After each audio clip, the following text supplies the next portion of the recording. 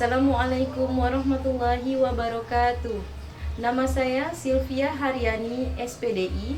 Saya adalah guru SDIT Generasi Rabbani Kota Bengkulu. Saya sebagai peserta Lomba Micro Teaching Nasional PGSD Expo 15. Selamat menyaksikan. Selamat pagi anak-anak ustazah.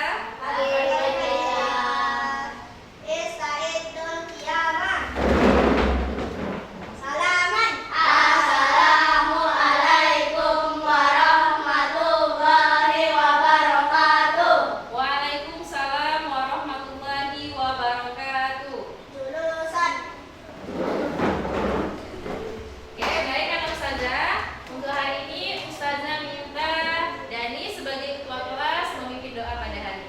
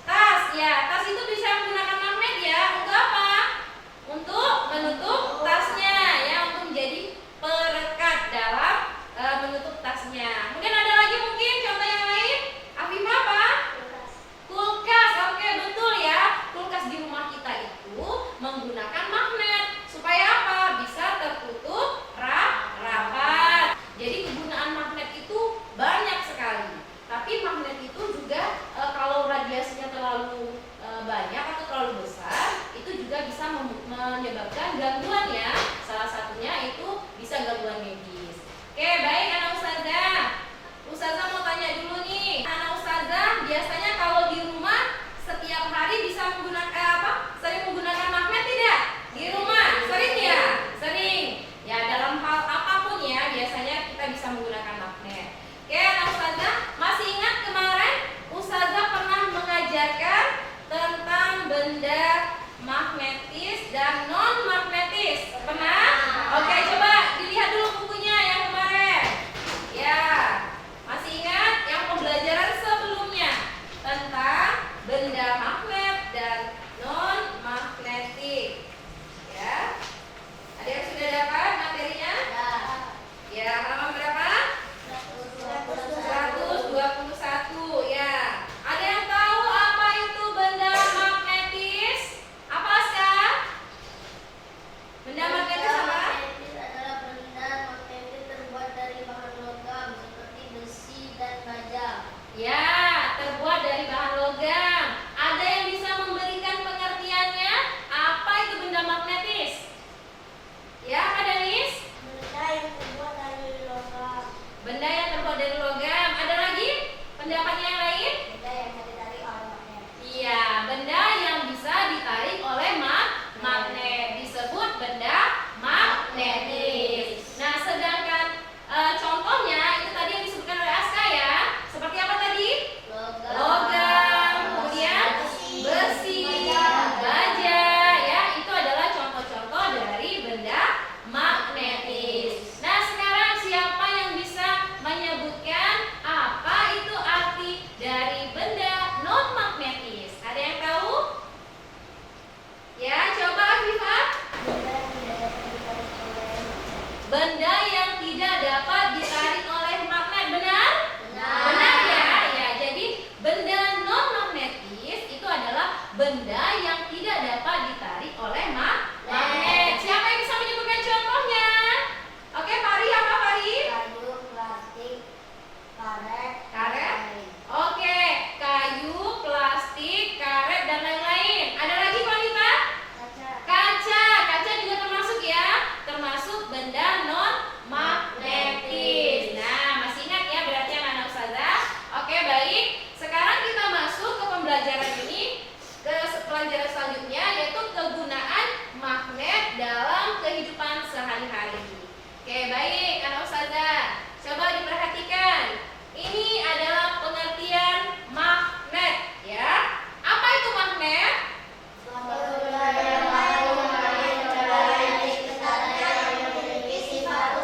Oke, jadi magnet itu adalah suatu benda yang mampu menarik benda lain yang ada di sekitarnya, ya, yang memiliki sifat khusus. Nah, ini adalah contoh magnet. Pernah lihat?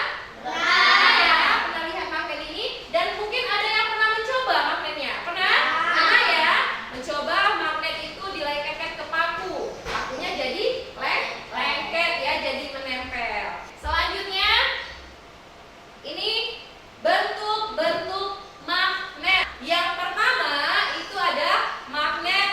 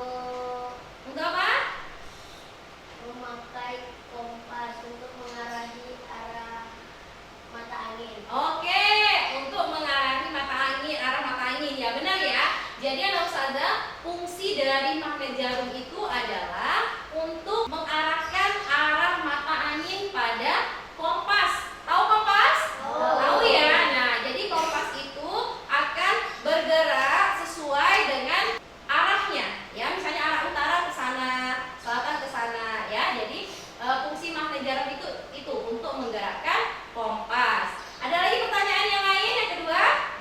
Tidak ada? Oke, kalau tidak ada, nah Ustazah punya games untuk antum semua. Nanti antum akan Ustazah bentuk 2 kelompok ya. Satu kelompok 3 orang. Jadi nanti antum yang laki-laki sama laki-laki, yang perempuan sama perempuan. Nanti Ustazah akan minta antum untuk menyusun gambar. Nih, gambarnya ada 3 nih. Nah, ketiga gambar ini semuanya menggunakan magnet. Nah, jadi nanti anak Ustazah minta antum menyusun gambar puzzle menjadi gambar utuh seperti ini. Lemnya sudah dibawa, Nak? Sudah. Oke, baik. Ustazah langsung bagi aja ya. Boleh dirapatkan mejanya. Ini. Oke, boleh dirapatkan mejanya. Jadi satu kelompok ya. Ini untuk kelompok 1. Ini untuk kelompok 2. Kemudian ini puzzle-nya ya. Ini di dalam sini, di dalam amplop ini ada puzzle. Nah, ini yang berisi puzzle. Nanti puzzle ini yang akan antum susun menjadi sebuah gambar. Oke? Ini nama.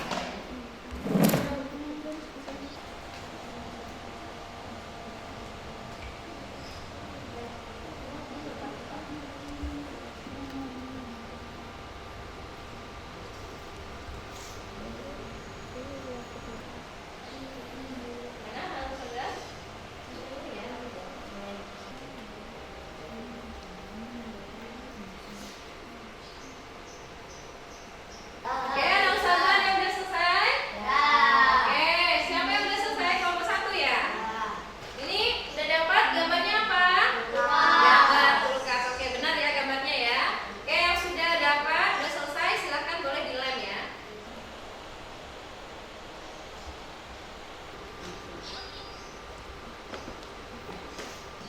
Ini gambarnya.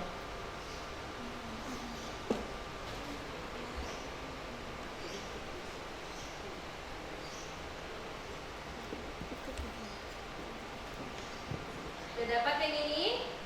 Sudah? Gambar apa?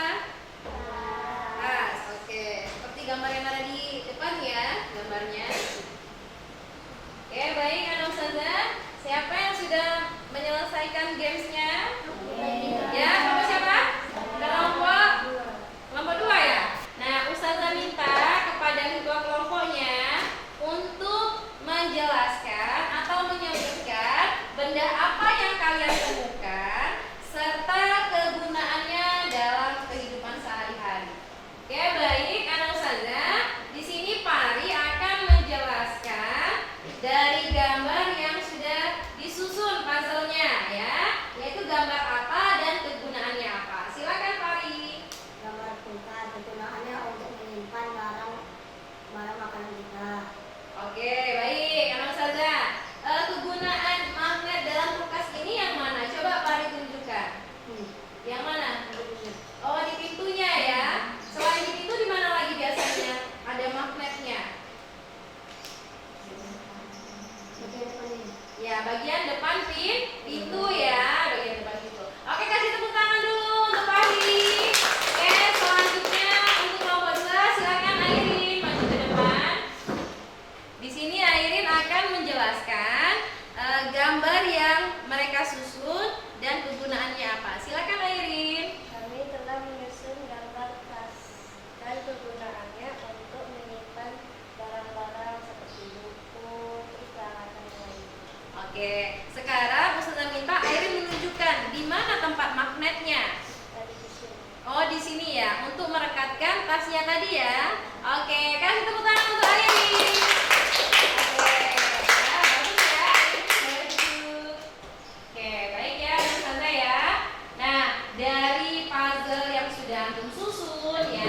Kemudian antum bisa mengetahui kegunaan magnet dalam kehidupan sehari-hari. Selanjutnya, Ustazah, magnet itu adalah fungsinya itu menarik atau mengajak orang-orang untuk mengisi daftar riwayat hidup. Biasanya kalau orang mau daftar pekerjaan, nah itu biasanya mengisi daftar riwayat hidup. Anak Ustazah tahu nggak apa itu daftar riwayat hidup? Apa Kak? Dokumen yang berisi deskripsi singkat mengenai pendidikan, kualifikasi, minat, dan pengalaman kerja seseorang sebelumnya. Oke, ada lagi yang pendapat berbeda, punya pendapat berbeda, boleh yang di bukunya, silakan. Apa Pari? Tulisan yang berisi informasi diri meliputi identitas diri serta kegiatan yang telah dilakukan. Oke, benar ya. Yang dijawab dari teman-teman itu tadi benar. Jadi daftar riwayat hidup itu adalah dokumen yang berisi deskripsi singkat mengenai pendidikan, ya, kualifikasi, minat, dan pengalaman kerja seseorang sebelumnya. Nah, Ustazah, ini ada unsur-unsur daftar riwayat hidup. Jadi nanti di dalam riwayat hidup itu berisi nama lengkap. Jadi nama lengkap antum, kemudian jenis kelamin, ya. Kemudian tanggal lahir, biasanya berisi tanggal lahir, kondisi kesehatan. Misalnya Ustazah nih pernah mengalami sakit, itu boleh dituliskan. Kemudian pengalaman kerja atau organisasi, riwayat pendidikan, keahlian yang dimiliki, dan foto biasanya, ya. Nah, jadi nanti daftar riwayat hidup ini diisi dengan lengkap. Ini ada fungsi bagian-bagian daftar riwayat hidup. Yang pertama itu ada judulnya.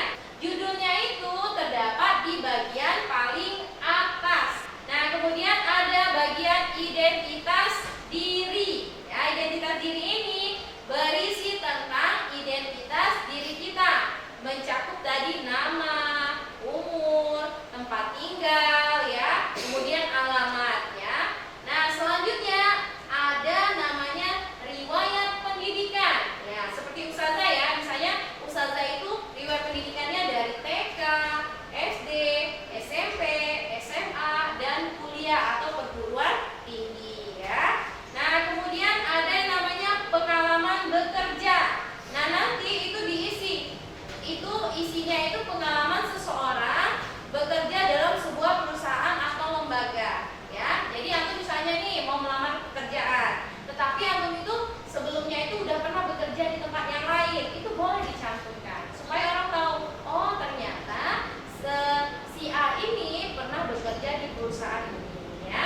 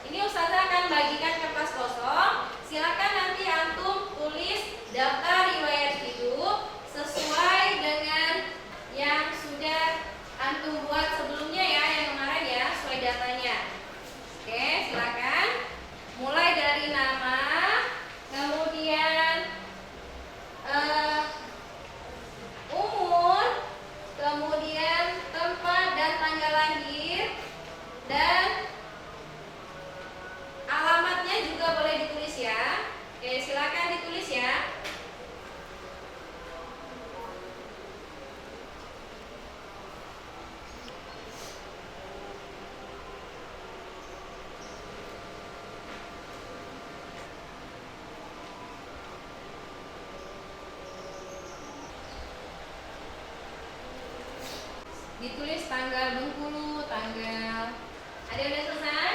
Boleh dikumpulkan di sini. Oke, Afifah udah selesai.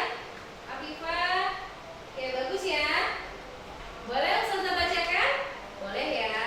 Oke, ini daftar riwayat hidup Afifah. Nama lengkap Afifah Fitria Sabrina, ya. Umurnya 11 tahun. Tempat tanggal lahir Bengkulu, 13 September 2013. Alamatnya Bengkulu, Simpang 4 Pantai, ya. Nah, anak ustazah di sini Afifah ini menerangkan bahwa Afifah itu pernah bersekolah atau pernah TK di Bustanul Atfal ya. Oke, tahun 2019.